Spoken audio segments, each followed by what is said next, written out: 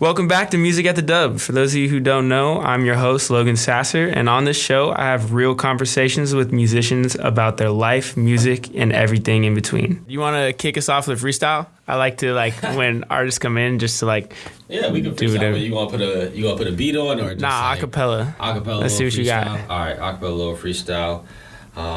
Let's see. Give me something to talk about. Let's actually do it real quick. Let's see. Okay.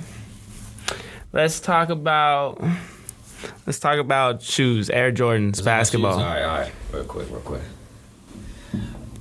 Bread falls on my feet. Other rappers can't compete. When they come near me, best be clear they see the feet. Every single day, I ain't really riding waves.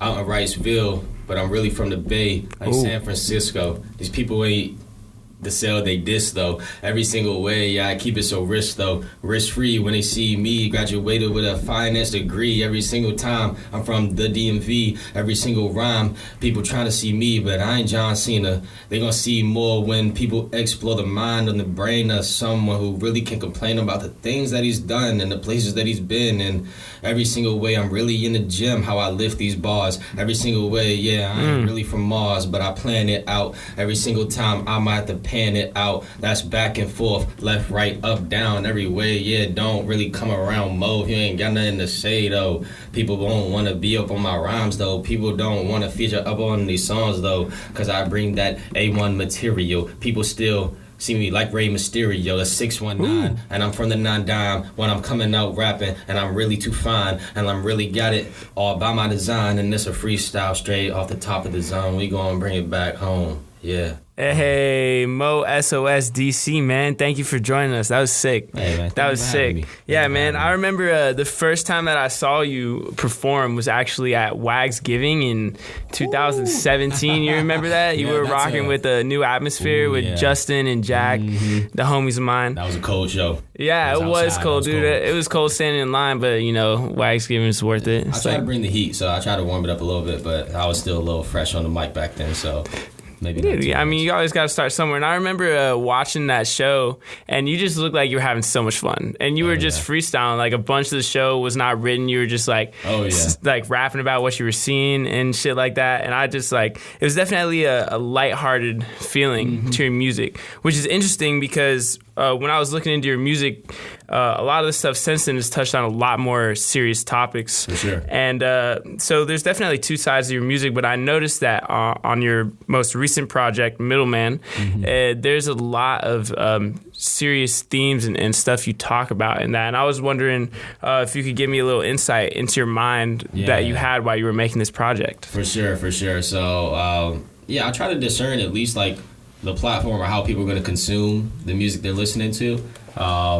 So that's always what I go in. I go in with a endpoint that I at least want, a realm or setting I want to put people in. So even referencing live music at Wags Giving, right? I knew for sure I was not going to come there on Kendrick Lamar. And of course. Literally try to give someone the most deep message while they're waiting in line to get free food. That was going to be a lighthearted show. But on something like this that's more planned out, with the Middleman project that just released, my mindset towards it was feeling more so like you're just stuck in between whatever it is in life you're trying to get to, whether that's your past and your future, whether that's in social settings, whether that's within work environment, within friends.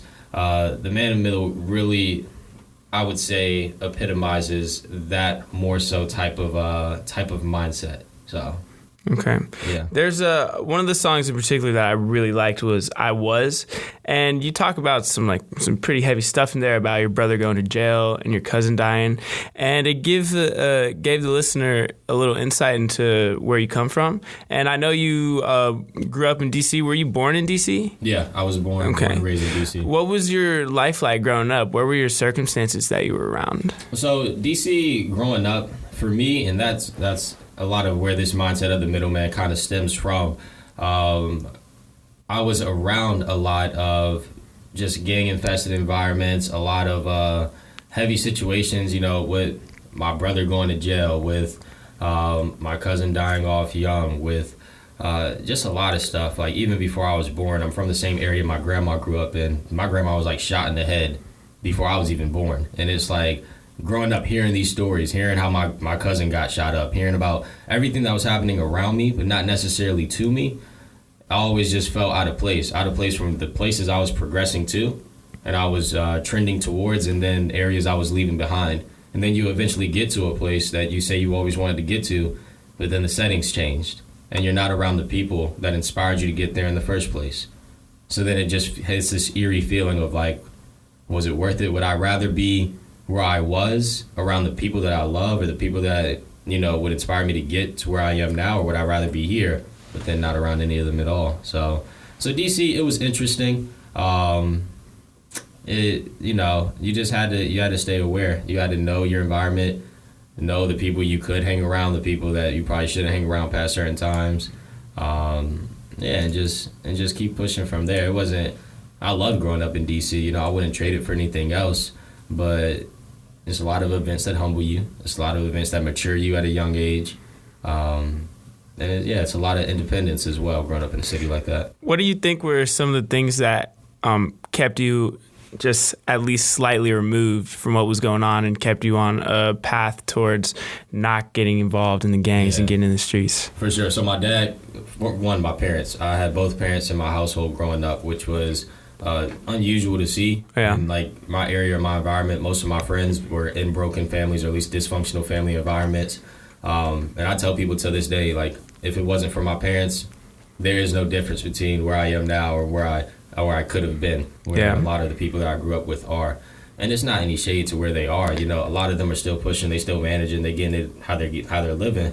Yeah, I mean, you're a product of your environment a lot of the time. I mean, I grew up in South Florida for the first 12 years of my life. My parents split when I was 1 year old, and I was living with just my mom, like single mom, raising me, putting herself through college, like no college degree. And I wasn't like around gangs or anything like that, but I had a lot of friends that were, because I was like not in the best area of town. Yeah. And I was blessed enough to make it out, thank God. But I mean, a lot of my friends from back then are affiliated and in and out of jail on drugs and shit. And it's real. It's a hard reality, man. What kept me on the right path of sports, for sure. My dad got me involved in sports when I was like 7, 8 years old. I started playing football, and that took up basically all of my evenings and afternoons, and then weekends as well, right? So just keeping me in activities that were after school, so that way. But that comes with having parents that could do so, right? When you have a single parent household, usually they work in 2 jobs, especially in the city with how expensive things are. It makes it hard for that parent to be there to be able to take their kids, pick them up to and from practice while also still working.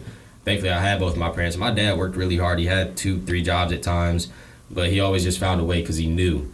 And then he learned a lot from my brothers. I have 4 older brothers, so I'm like the last one. So he had all the training with what he could do and the things he shouldn't do by the time he got to me, So I was blessed that my dad had a lot of wisdom at his age.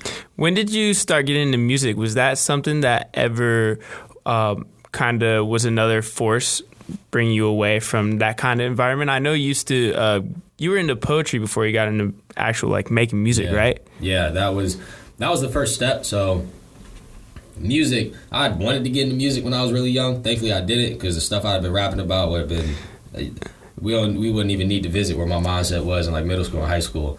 But yeah, I fell in love with writing poetry at a young age.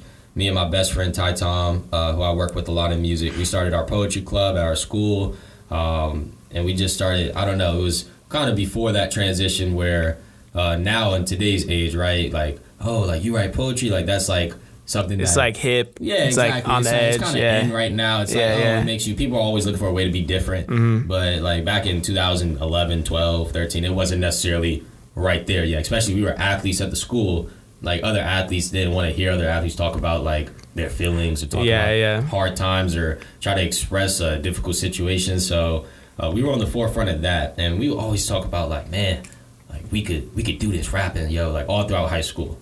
And it was so funny because it was when like young cats was coming up, like A$AP Rocky, Tyler the Creator, Earl Sweatshirt, Joey Bad, just a lot of really young artists kind of taking the forefront on things. And we were like, like they are our age, or they're right around us, like why shouldn't we do it? So it took, after my freshman year of college, summer 2015, I linked back up with Ty Tom, and we were on a drive going to his school to pick up some stuff he had left from school. and he played some new music, and I was like, yo, this is hot. Like, who are these guys? He was like, yo, they go to school with me. And I was like, nah, these dudes way too nice to be going to school with you. Like, he's like, nah, they play basketball with me. Like, I know these people. And there it was like, we looked at each other like, why aren't we doing this if we can? So after that drive, like, the stars really aligned. My brother was out in California. He started audio engineering, producing, mixing, mastering. Oh, where? Does he still do that? Yeah.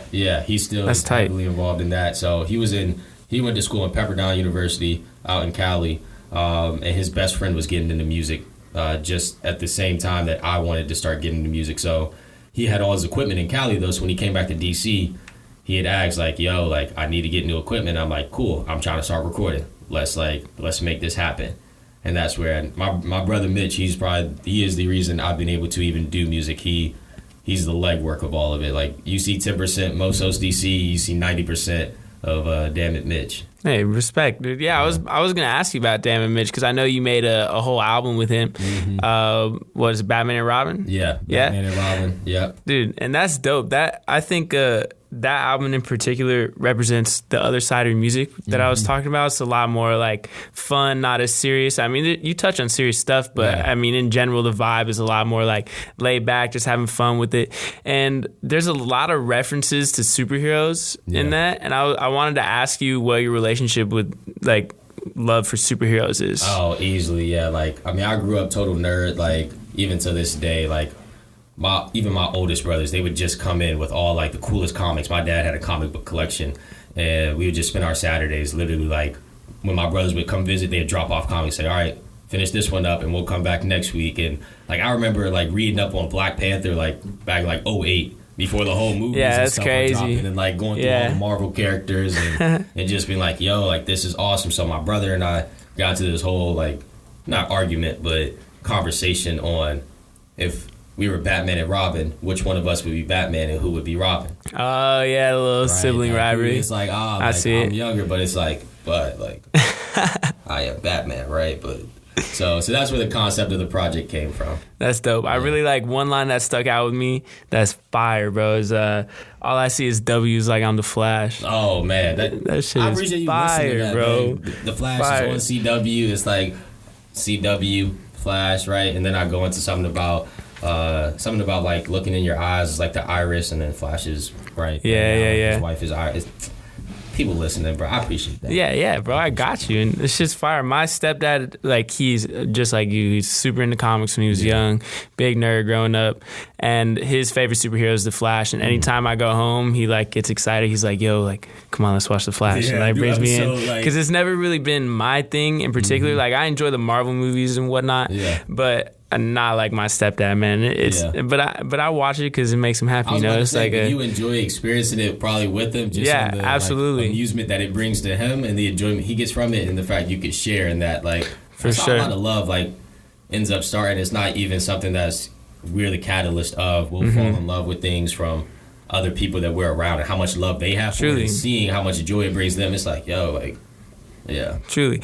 And like superheroes in rap, it's always been a source of inspiration for rappers to, because there's just so much content, you know, there's so many different people with different powers that you could tap into on a verse or whatever. And I'm trying to think if I can think of any lines from rappers. Oh, some superhero lines.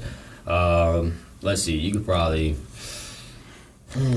I know Denzel's new project. You know Denzel Curry? Denzel Curry, oh yeah. Yeah, he's from Carroll City, like right next to where I grew up. Yeah. Pray to God I don't get repo. Yeah, but his new project, the cover art is very like comic book inspired. The project that he did with Kenny Beats, which is crazy, bro. If you haven't checked it out, you really need to. Yeah, I might have to get on that. Yeah, I love it, man. Another one of your songs that I really like off the album is Chinatown. Oh, yeah. And I hear a lot of influence from Jaden Smith, who I saw Jaden Smith out in L.A. at Camp Flogna a couple years ago, and he got the crowd crazy, dude. And I've never, like, up until that point, I wasn't really, like, a big fan. Like, I knew Icon, whatever. I like some of his earlier shit that was more, like, spoken word, poetry, but this is, like, when he was younger on the SoundCloud days, before SoundCloud was, like, dying out. But how do you feel about Jaden? So... This is actually funny. I was explaining this. I just drove back from DC yesterday, so I was on a long car ride with a friend, and I played them my first song ever. And I was like, yeah, so what'd you think? They were like, you sound exactly like Jaden Smith. And I was like, that was my first thoughts too. My first rap I'd ever recorded, or the first record, I was in my brother RJ's house. And it was the first time I'd ever heard myself back on like a professional sounding, got it mixed down. Yeah, I heard your own voice. And my first time hearing my voice, I literally was like, I sound like Jaden Smith. And this is too, right? This is back 2015. This is before he was even.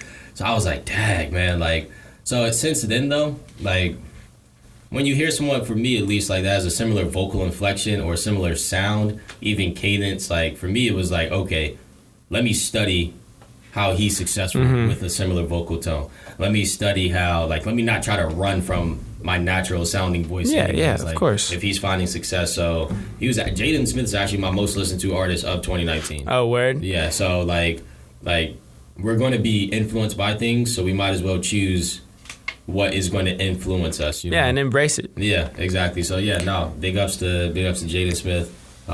He's a very talented artist. When I was listening to your music that's a little older, a lot of your, like, the tone of your voice sounded like Eminem to me. Like on the song Sonic, where you're rapping about like just spitting a fast flow and everything. Yep. You sound like just the tone of your voice sounds a lot like Eminem. Yeah, Eminem was my favorite rapper growing up. So you're hitting it right on the money here. So yeah, he's a legend, dude.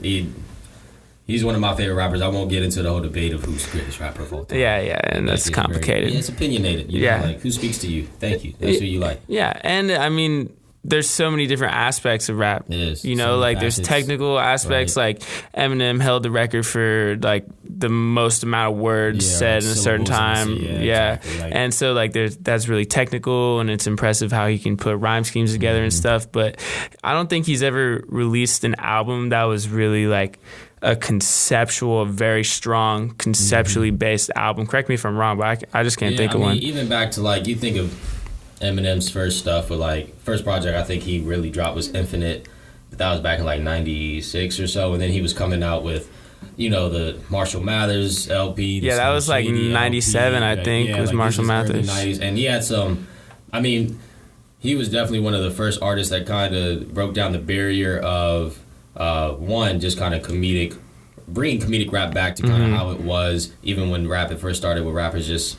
kind of going over the little DJ beats, but then as well getting really personal on just life issues. Rap had always kind of been a reflection of the things that was around you, and he really brought it in personal. People probably had influence as well. I'm probably missing a lot of people that also helped pave the way for him, but yeah, Eminem was he was the first rapper I really like dove into studying, even when I was in middle school and everything, so he's going to have tons of even influence that echoes today. Yeah, he was one of the first rappers that I got into when I was like in 5th grade, and I'm listening to like Without Me and other songs that are just really crass, and my mom would like find out I'm listening to him and like bug out and ground me and shit. I remember first music video I probably like went out my way to listen to was like When I'm Gone. I still like that joint was crazy, but yeah, he got some joints that's out there. You got this song Kim that's really that song is intense, man. You got some. But speaking of that, I know you did a song. Let me see here, a song called "Pray for Me." Yeah, and that really reminded me of an Eminem-esque song like "Stan." Yeah, which it's a little different, but. And that song, Stan, is from the perspective of a fan writing a letter. And on the song Pray For Me, it's from the perspective of someone else, not writing you a letter, but just kind of talking to you, leaving you messages on your phone and stuff. So how'd you get that idea? Was that like a experience that you drew from directly, or is it just kind of like like a direct experience? It's really, I mean, it is like a personal type thing where, and you're correct, right? It goes from a perspective where the first 2 verses is someone, you know, reaching out to me, and then me really not being responsive, similar to how Eminem was in Stan. And it's kind of like those are even the infancy moments of what the middleman is now.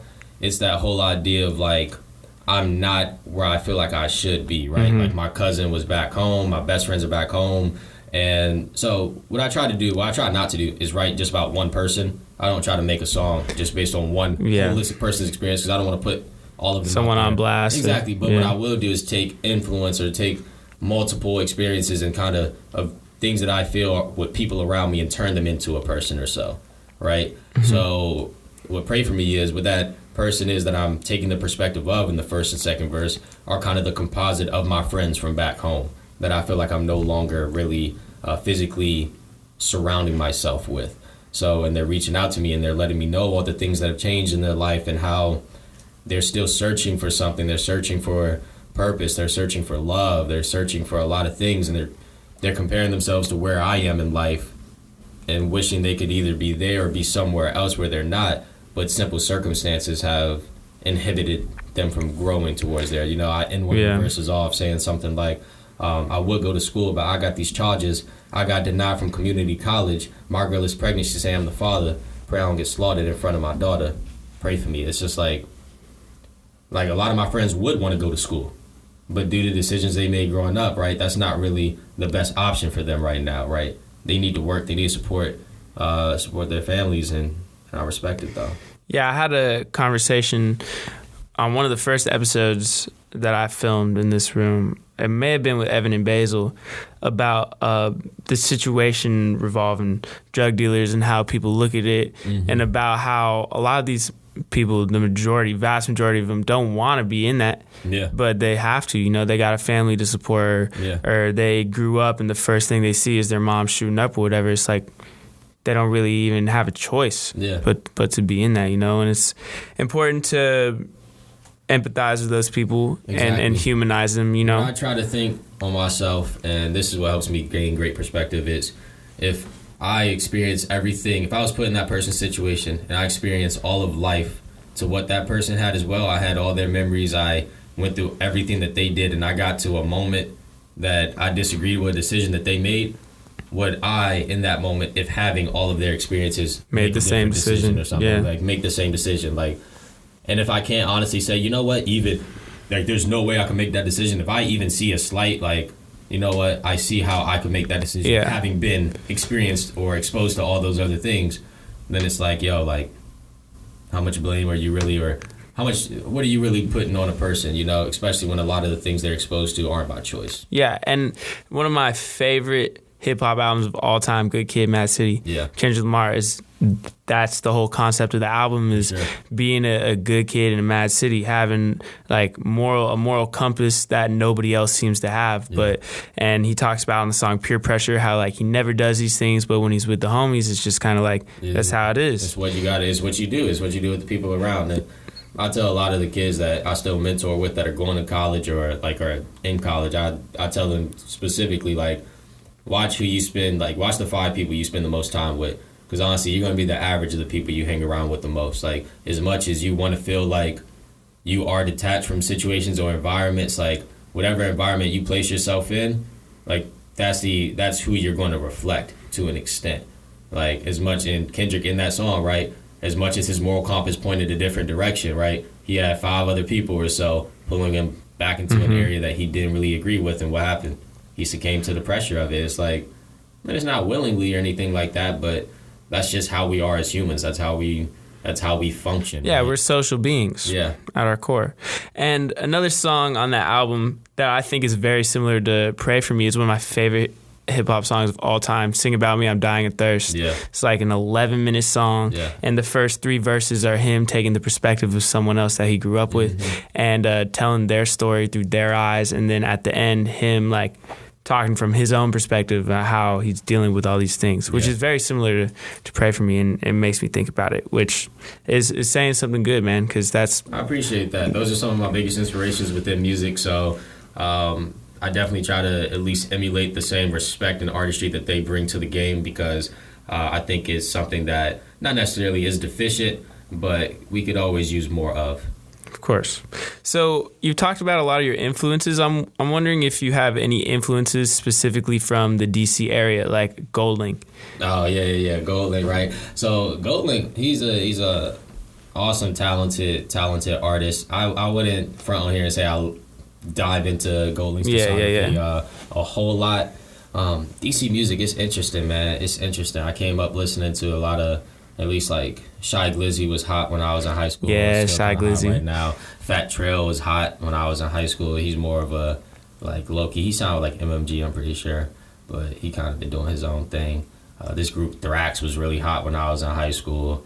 It's a lot of local legends that I would have ended up listening to, but Wale's from DC, right? Yeah, Wale for sure. I remember the first Wale song I ever heard, I was in elementary school, so this is way back in like 2006, 2007, like, I don't know, like before he really blew up. He had made a remix of Kanye's Flashing Lights. Oh, yeah. Yeah, you can find it on the depths of the internet. Yeah, way in there. Like, yeah, when Flashing Lights came out, I was like, yo, this dude is nice. Like, so, yeah, no, I listened to a lot of Wale as well coming up. Even now, I always give his tapes a listen to. I'm very particular in who I listen to right now, though, because I know I'm always in a constant writing process.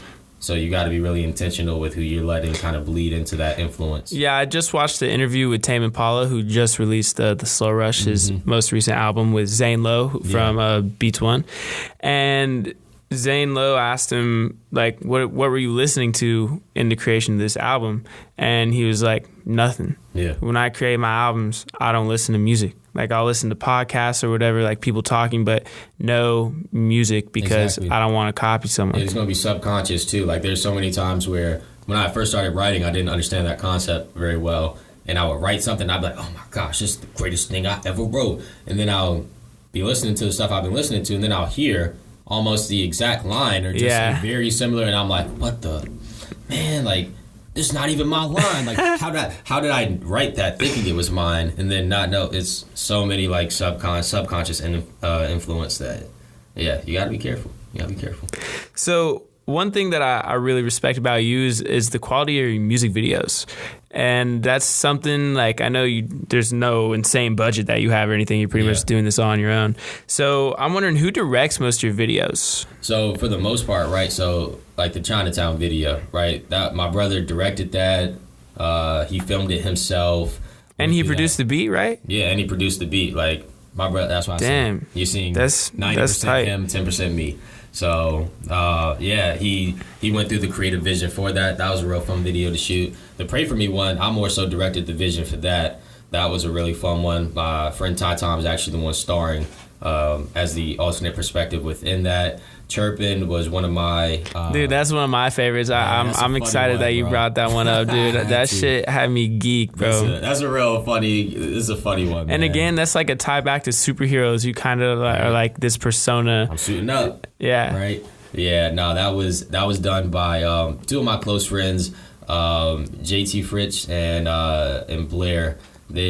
I was roommates with JT my sophomore year when I first started making music. And it was always one of our dreams. He was a film major. It was like, I'm going to do a music video for you. And I was like, yeah, bro, we're going to get this going. So finally, like, after a couple years where we had both kind of got into the game a little bit more. And we had done this one called Pumping the Brakes. Yeah, I saw that one.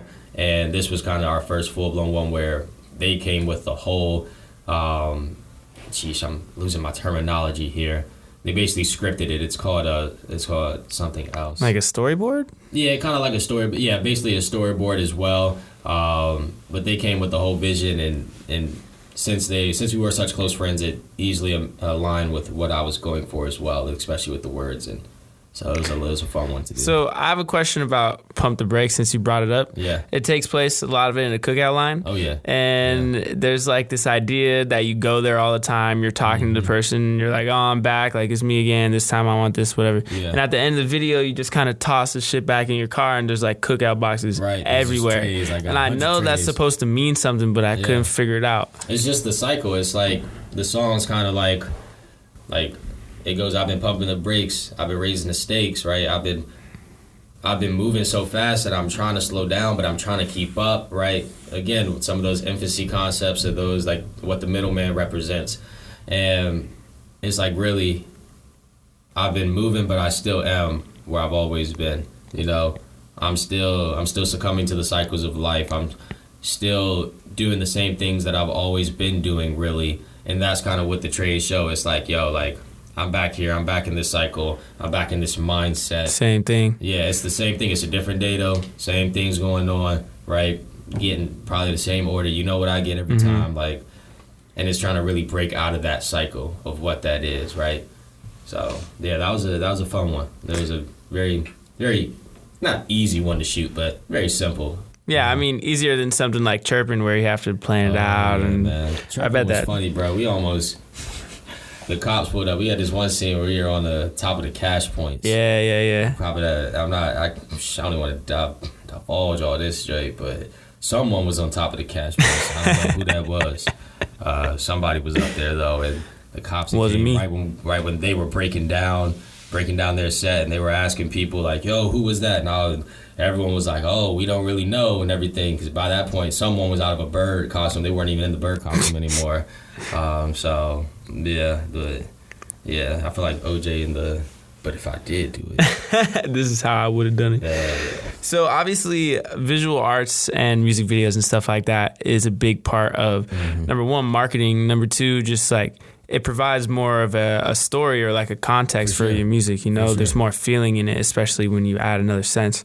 Another aspect of performing that's really important for music is the live performance, which I know you've been doing for a while now. I know you actually hosted a performance workshop for the Creative Arts Club. How long ago was that? That was towards the end of last semester, so I'd say probably in like November or so, October or November of last semester, and I had done one the previous year as well.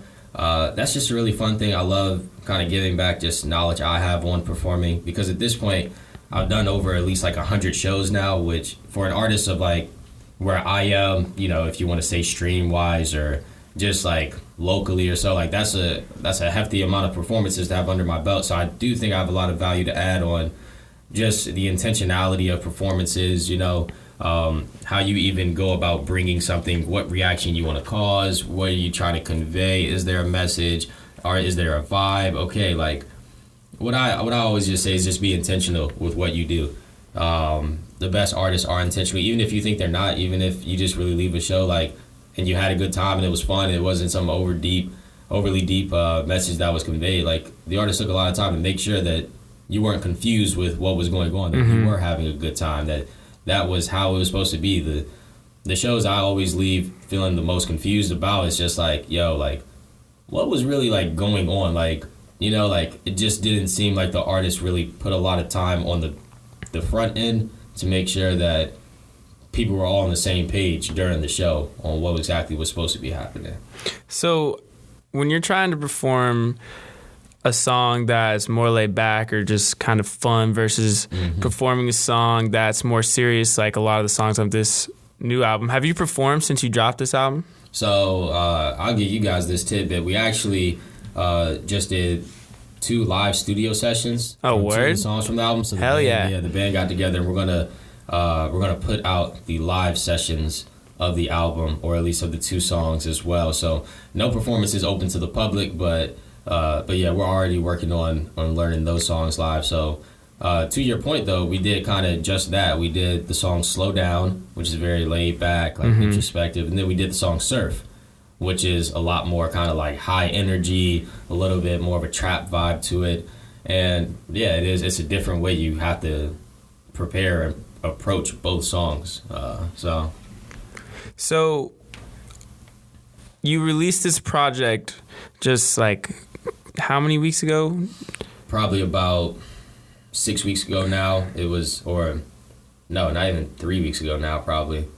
Yeah, so very, very recently. Maybe 2 weeks ago. Okay. And yeah, I know people like you are always moving. So I'm wondering, where are you going now? You're talking about learning to perform these songs live. But aside from that, do you have any shows in mind that you want to do, or what's on the horizon for you? Yeah, I've got a few shows in mind that we want to go after.